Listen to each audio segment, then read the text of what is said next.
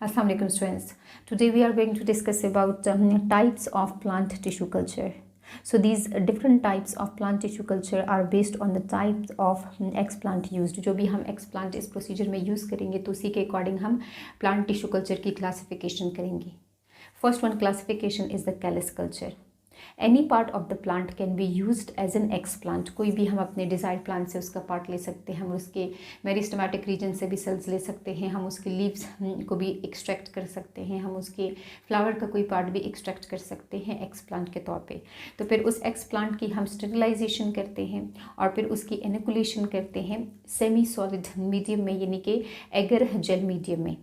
और फिर जब हम इसको सारी न्यूट्रिएंट्स और टेम्परेचर और पीएच प्रॉपर प्रोवाइड कर देते हैं along with the plant hormones, जिसमें हम कहते हैं कि ऑक्सीन्स एंड साइटोकाइनिन का बैलेंस्ड लेवल होना चाहिए. तो ये जो एक्सप्लांट है ये माइटोटिक डिवीजन करेगा और इसके रिजल्ट में फॉर्मेशन होगी कलेक्शन ऑफ अनडिफरेंशिएटेड सेल्स की, जिसको हम बोलते हैं कैलस. फिर इसके बाद कैलस में ऑर्गेनोजेनेसिस का प्रोसेस होगा. इस कैलस को हम हाई कंसंट्रेशन में साइटोकाइनिन्स प्रोवाइड करेंगे तो इस कैलस से फिर ऑर्गन्स बनना स्टार्ट हो जाएंगे, इसके शूट्स निकल आएंगे यानी कि stem along with the leaves. फिर हम इसको प्रोवाइड करेंगे ऑक्सीन्स तो इसके रूट्स पे निकल आएंगे. तो इस तरीके से छोटा सा एक प्लांटलेट बन जाएगा और फिर हम उस प्लांटलेट को इन टेस्ट ट्यूब से ट्रांसफ़र कर देंगे एक गमले में और उस गमले को हम रख देंगे ग्रीन हाउस में. तो इस तरीके से हमारा एक पौधा तैयार हो जाएगा. तो इस किस्म के कल्चर को जिसमें हम अपने डिज़ायर्ड प्लांट से कोई भी पार्ट ले सकते हैं और कैलस की फॉर्मेशन करते हैं और फिर उस कैलस से हम न्यू प्लांट बनाते हैं, इस किस्म के कल्चर को हम बोलते हैं callus culture. So the next one category is the cell suspension culture, a type of culture in which cell or clumps of cells grow and multiply while suspended in a liquid medium. Cell suspension culture is developed from callus. यहाँ पर हम callus को use कर रहे होते हैं अपनी culturing के लिए. हम डिज़ायर्ड पौधे से कोई भी उसका एक्सप्लांट हम ले लेते हैं, कोई भी उसका पार्ट ले लेते हैं एक्सप्लांट के तौर पे, फिर हम उसको एगर मीडियम के अंदर ग्रो करवाते हैं. यहाँ पे हम उसको अप्रोप्रिएट टेम्परेचर, न्यूट्रिएंट्स, पीएच वगैरह और हार्मोन सप्लाई कर देते हैं. तो जो हमारा एक्सप्लांट है तो माइटोटिक डिवीजन स्टार्ट कर देता है और एक loosely arranged mass of cells में कन्वर्ट हो जाता है, दैट इज़ कॉल्ड कैलस. तो इस तरीके से कैलस फॉर्मेशन हो जाती है एगर मीडियम में. अब यहाँ से हमने कैलस को उठा लेना है और इसको एक लिक्विड मीडियम में रख देना है. हमने बात की थी कि हम मीडियम के तौर पे सेमी सॉलिड एगर को भी यूज़ कर सकते हैं या हम लिक्विड मीडियम में ब्रोथ को भी यूज़ कर सकते हैं. तो हम इसको लिक्विड में रख देंगे और फिर हम इस ट्यूब को उठाकर एक मशीन के ऊपर रख देंगे, उसको हम बोलते हैं शेकर. तो जब ये मशीन हिलती है तो उसकी वजह से इस ट्यूब के अंदर जो मटेरियल है तो उसकी शेकिंग होने लगती है. और यहाँ पे हमने चूँकि कैलस रखा हुआ होता है तो कैलस तो लूजली अरेंज्ड सेल से बना हुआ होता है. जब हम उसकी शेकिंग करते हैं तो वो जो कैलस है तो वो टूट जाते हैं, उसकी ब्रेकिंग हो जाती है सिंगल सेल्स में, ये स्मॉल क्लम्प्स ऑफ सेल्स में. तो इस प्रोसेस को हम कहते हैं एजिटेशन, मतलब हम इसको एरिटेट करते हैं तो उसकी वजह से इसकी ब्रेकिंग हो जाती है. Breaking of callus into cells are small clumps of cells. अब यहाँ पे हमारे पास अगर सिंगल सेल्स आ जाते हैं या स्मॉल क्लम्प्स ऑफ सेल्स आ जाते हैं तो उनको हम इसी ट्यूब से निकाल कर फ्रेश मीडियम में ट्रांसफ़र कर देते हैं. इसको हम बोलते हैं सब कल्चरिंग. तो हम इसकी सब कल्चरिंग कर देते हैं. और अगर लार्ज क्लम्प्स ऑफ सेल्स यहाँ पे रह जाते हैं तो उनको हम रिमूव कर देते हैं और उसको हम दोबारा से लिक्विड मीडियम में रखते हैं और दोबारा से उसकी एजिटेशन करते हैं ताकि वो स्मॉल सेल्स में कन्वर्ट हो जाए. तो इस किस्म के कल्चर को हम कहते हैं सेल सस्पेंशन कल्चर, जिसमें हम कल्चर के लिए अपने कैलस को यूज़ कर रहे होते हैं और उस कैलस को हम एजिटेट करते हैं ताकि वो सेल्स में कन्वर्ट हो जाए और वो जो सेल्स हैं उनकी हम सस्पेंशन करते हैं लिक्विड मीडियम में. यहाँ पे हम सेल्स को एक दूसरे के साथ लिंक होने से प्रिवेंट कर रहे होते हैं. तो ये है हमारे पास सेल सस्पेंशन कल्चर. तो नेक्स्ट हम importance and usefulness of cell suspension culture को डिस्कस करते हैं. हम ये डिस्कस करते हैं कि हम क्यों चाहते हैं कि सेल्स सस्पेंडेड फॉर्म में इसी लिक्विड में रहें और एक दूसरे के साथ क्लम्प्स न बना पाए. ये हम इसलिए चाहते हैं क्योंकि सेल सस्पेंशन कल्चर में हम नहीं चाहते कि हम पौधा बनाएं, हम प्लांटलेट नहीं बनाना चाहते हैं, बल्कि हम इन सेल से कोई यूज़फुल प्रोडक्ट ऑब्टेन करना चाहते हैं. इसलिए हम उनको सस्पेंडेड फॉर्म में लिक्विड के अंदर रखते हैं और उनकी क्लम्पिंग को प्रिवेंट कर रहे होते हैं. ये ज़्यादातर फार्मास्यूटिकल कंपनीज कर रही होती है क्योंकि उन्होंने कोई यूज़फुल ड्रग बनानी होती है इन्हीं सेल से. तो इसलिए वो पूरा का पूरा पौधा नहीं उगाते हैं, बल्कि उस पौधे के जो सेल्स हमें वो यूज़फुल प्रोडक्ट दे रहे थे, तो जस्ट उन्हीं सेल्स को इस कल्चर के अंदर उगा रहे होते हैं, उनकी ग्रोथ करवा रहे होते हैं। Cell suspension culture produce the same chemical as the entire plant, so same drug compound are obtain. जिस तरीके से हमने बात की कि जो फार्मास्यूटिकल कंपनीज़ हैं वो नहीं चाहते हैं कि जो पेरेंट प्लांट उनको ड्रग बनाकर दे रहा था तो उसकी क्वालिटी में कोई चेंज आए, वो एग्जैक्ट वही क्वालिटी हम चाहते हैं, तो इसलिए वो कल्चरिंग करते हैं। और कल्चरिंग में म्यूटेशन का चांस नहीं होता है। अगर हम सॉइल के अंदर प्लांट को ग्रो करवा रहे होते हैं तो उसमें म्यूटेशन का चांस होता है, लेकिन कल्चरिंग में नहीं होता है। इसलिए उन पेरेंट प्लांट से वो सेल्स ले लेते हैं और उनकी कल्चरिंग करते हैं, और फिर वही सेम क्वालिटी में प्रोडक्ट उनके पास आने लगता है, जिसको वो मीडियम से प्यूरिफाई कर लेते हैं। For example, cell suspension culture of cinchona ledgeriana produce quinine, जो कि हमारे पास एक एंटी मलेरियल ड्रग है, जो कि इस सिनकोना प्लांट के सेल सस्पेंशन कल्चर से हम हासिल करते हैं। इसके अलावा cell suspension culture of digitalis lanata produce digitoxin, और ये जो डिजिटॉक्सिन है ये एक ऐसी मेडिकेशन है that is use to treat various heart condition. जिस तरीके से हार्ट फेलियर वगैरह है तो उसमें यूज़ होने वाली ये एक मेडिकेशन है। तो सेल सस्पेंशन कल्चर में आपको याद रखना है कि हमने प्लांट नहीं बनाना है, बल्कि हमने सेल्स को सेल्स ही की सूरत में रखना है और उनसे हमने कोई यूज़फुल प्रोडक्ट ऑब्टेन करना होता है। जिस तरीके से हमने बात की कि हम डिफरेंट ड्रग्स को ऑब्टेन कर रहे होते हैं इन्हीं सेल्स से।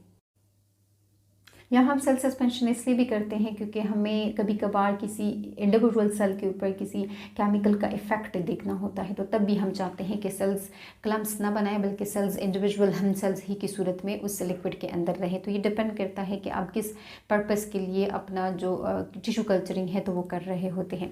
नेक्स्ट कैटेगरी डिस्कस करते हैं, दैट इज़ प्रोटोप्लास्ट कल्चर। अब यहाँ पर हम एक्सप्लांट के तौर पर प्रोटोप्लास्ट को यूज़ कर रहे होते हैं। तो सबसे पहले हम प्रोटोप्लास्ट को समझ लेते हैं कि प्रोटोप्लास्ट क्या होता है। प्लांट सेल में जो आउटर लेयर्स होती है तो उसमें एक हमारे पास सेल मेम्ब्रेन आ जाता है, और सेल मेम्ब्रेन के भी फिर आउटर सेल वॉल आ जाती है। तो अगर हम प्लांट सेल से सेल वॉल को रिमूव कर देते हैं तो फिर उस सेल को हम बोलते हैं प्रोटोप्लास्ट। अब इसकी आउटर जो लेयर है तो वो सेल मेम्ब्रेन है, क्योंकि हमने इससे सेल वॉल हटा दी हुई होती है। Protoplast are the plant cells without the cell wall. Protoplasts are commonly isolated from the leaf mesophyll cells are from cell suspension। हम लीफ के जो मेसोफिल सेल्स हैं तो उनको भी आइसोलेट कर सकते हैं और उनका भी सेल वॉल हटाकर उनको प्रोटोप्लास्ट बना सकते हैं।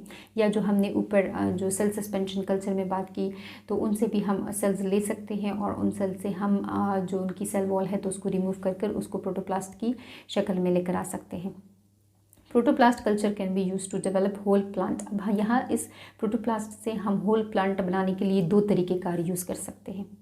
एक तरीका ये है कि हम नॉर्मल कैलिस बनाएं एगर मीडियम के ऊपर, और फिर उस कैलिस से हम ऑर्गेनोजेनेसिस करवाएं, मतलब उसको हम साइटोकाइनिन प्रोवाइड करें तो उसके शूट निकल आएंगे। अगर हम उसको ऑक्सीजन प्रोवाइड करेंगे तो उससे रूट निकल आएंगे, और इस तरीके से एक प्लांटलेट बन जाएगा और उसको हम गमले में रख देंगे और वो एक नॉर्मल पौधा बन जाएगा।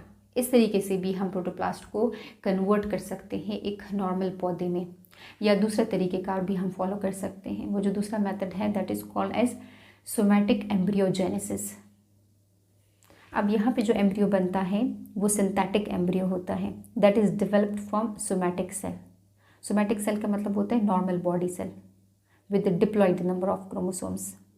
तो यहाँ पे हम क्या करते हैं, एक प्लांट से उसके लीफ से मेसोफिल सेल्स को हम आइसोलेट कर लेते हैं, फिर उसको हम सेल ए बोलते हैं, और दूसरे प्लांट के जो लीव्स हैं वहाँ से भी हम मेसोफिल सेल्स को आइसोलेट कर देते हैं और उसको हम बोलते हैं सेल बी। तो ये जो सेल ए और सेल बी हैं इनका सेल वॉल हम रिमूव कर देते हैं और इससे हम प्रोटोप्लास्ट ए और प्रोटोप्लास्ट बी बना देते हैं। फिर हम इन दोनों प्रोटोप्लास्ट को, जो कि डिफरेंट पौधों के हैं, इनको हम आपस में फ्यूज़ करवा देते हैं। तो इस तरीके से दो सोमैटिक सेल्स की आपस में फ्यूजन हो जाती हैं। तो जो रिजल्टिंग हमारे पास सेल होता है तो उसको हम बोलते हैं सोमैटिक एम्ब्रियो। नॉर्मली तो एम्ब्रियो मेल और फीमेल गेमीट्स के आपस में फ्यूजन से बनता है, लेकिन यहाँ पर एम्ब्रियो सोमैटिक सेल्स के आपस में फ्यूजन से बन रहा होता है, और वो कौन से सोमैटिक सेल्स होते हैं, वो प्रोटोप्लास्ट होता है।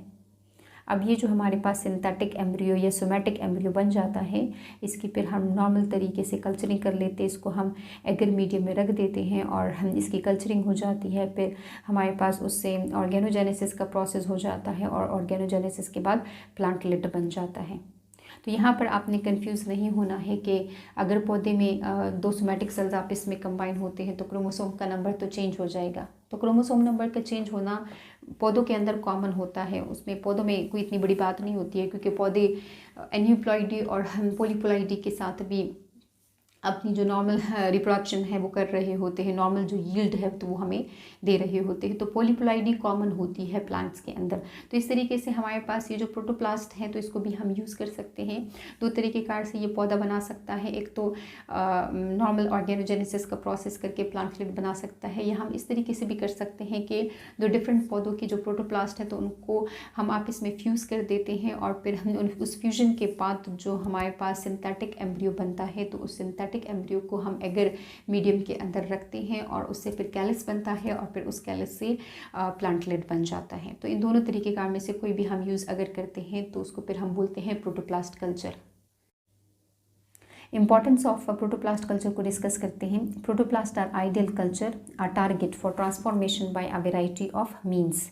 ट्रांसफॉर्मेशन कहते हैं जब एक सेल का न्यूक्लियस दूसरे सेल के न्यूक्लियस के साथ फ्यूज़ हो जाता है।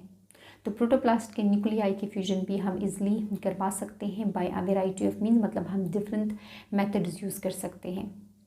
तो जो प्रोटोप्लास्ट हैं उनके इर्द गिर्द चूँकि सेल वॉल मौजूद नहीं होती है और सेल वॉल सख्त होती है, बल्कि इनके इर्द गिर्द सेल मेम्ब्रेन मौजूद होती है और सेल मेम्ब्रेन नरम होती है, इसलिए उसकी हम इजीली ब्रेकिंग करवा सकते हैं और प्रोटोप्लास्ट को हम इजीली फ्यूज़ करवा सकते हैं।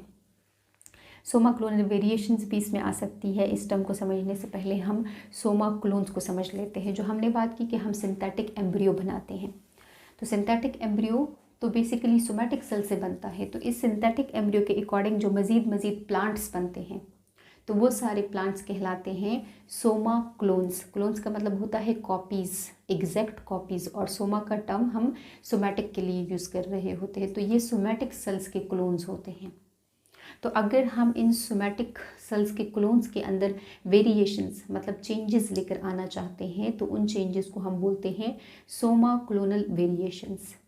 These are genetic variations induced in somatic embryos by chemical और फिजिकल म्यूटेशंस।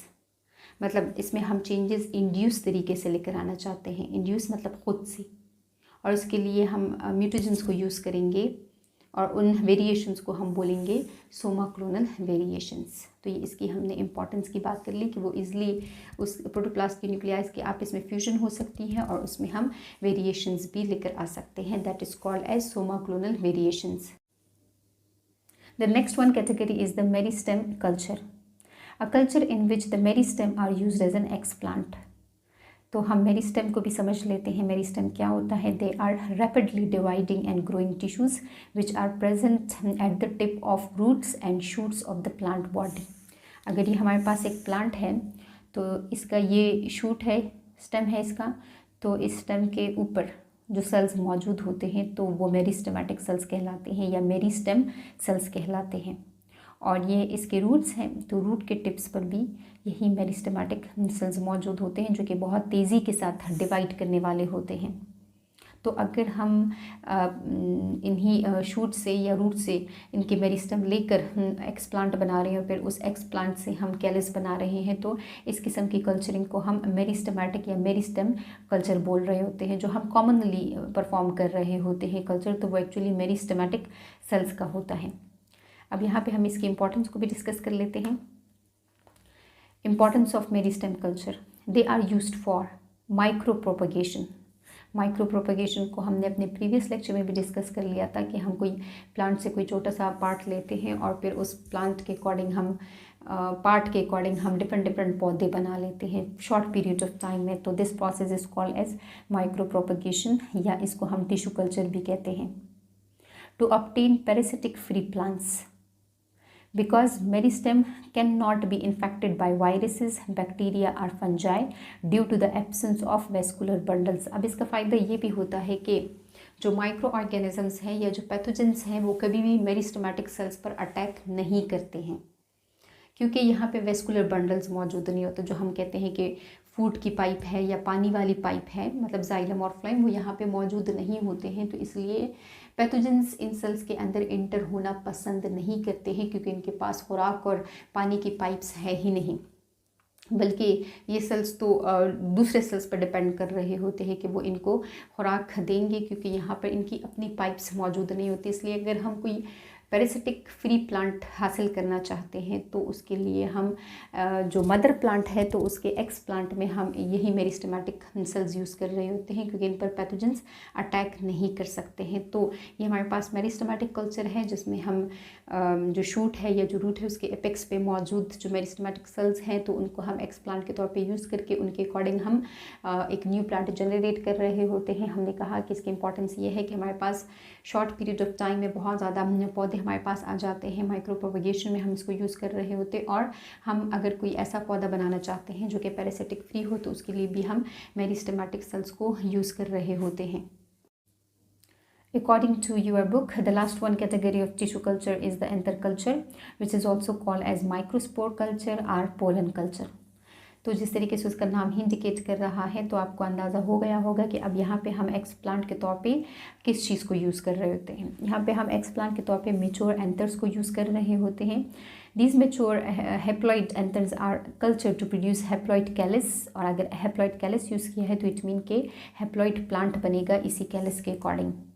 अब यहाँ पे हम इसको डायग्रामेटिकली थोड़ा सा समझ लेते हैं। हम कहते हैं कि फ्लावर प्लांट का रिप्रोडक्टिव पार्ट होता है, और इस फ्लावर के अंदर मेल रिप्रोडक्टिव स्ट्रक्चर भी मौजूद होते हैं और फीमेल रिप्रोडक्टिव स्ट्रक्चर भी मौजूद होते हैं।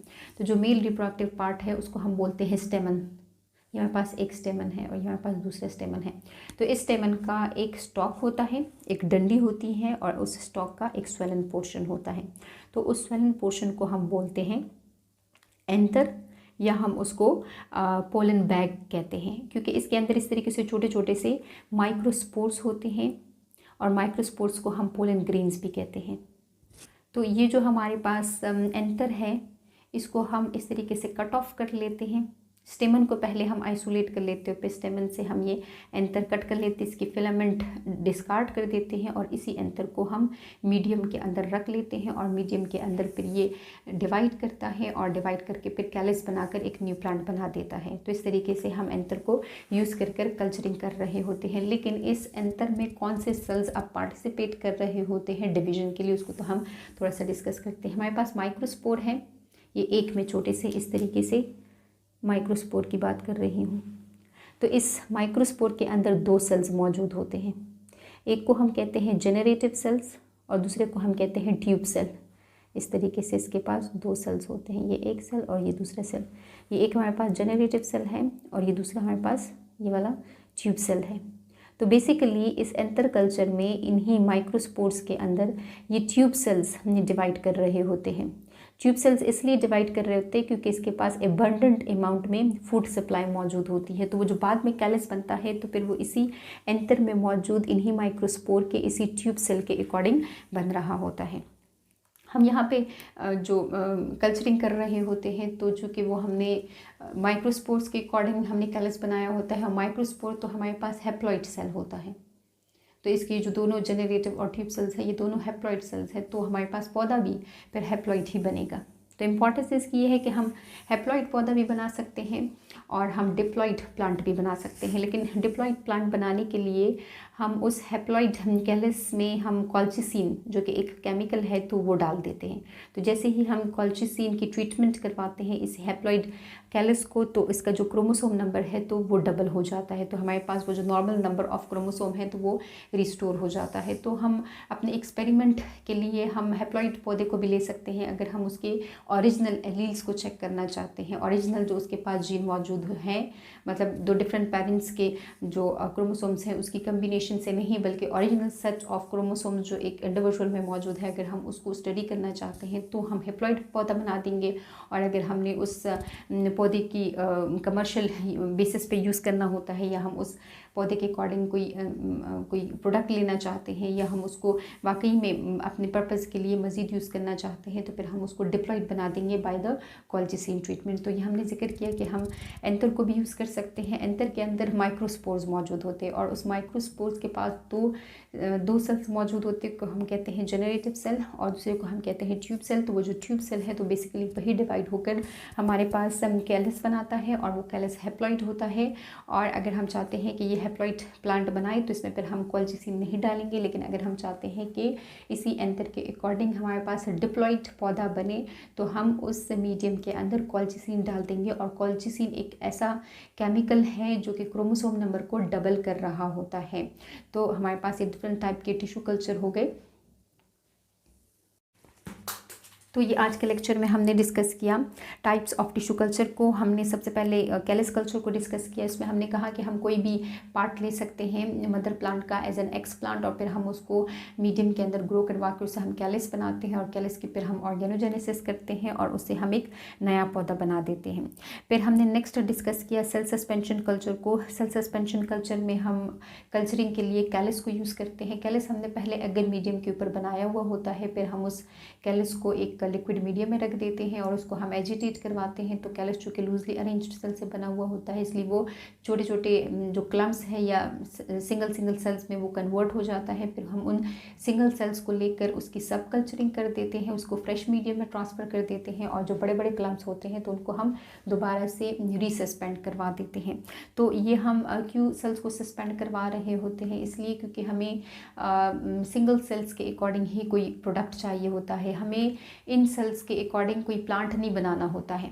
जिस तरह हमने बात की कि ज़्यादातर फार्मास्यूटिकल कंपनीज़ इनको यूज़ कर रही होती है सेल सस्पेंशन कल्चर को। हमने फिर जिक्र किया कि हम क्विनीन बना रहे होते हैं, एंटी मलेरियल ड्रग है या डिजिटॉक्सिन है that is used for different heart disease, तो उसमें हम सेल सस्पेंशन कल्चर ही को यूज़ कर रहे होते हैं। फिर हमने बात की कि अगर हम इंडिविजुअल सेल के ऊपर किसी केमिकल का इफ़ेक्ट देखना चाहते हैं तो तब भी हम सेल सस्पेंशन कल्चर करते हैं।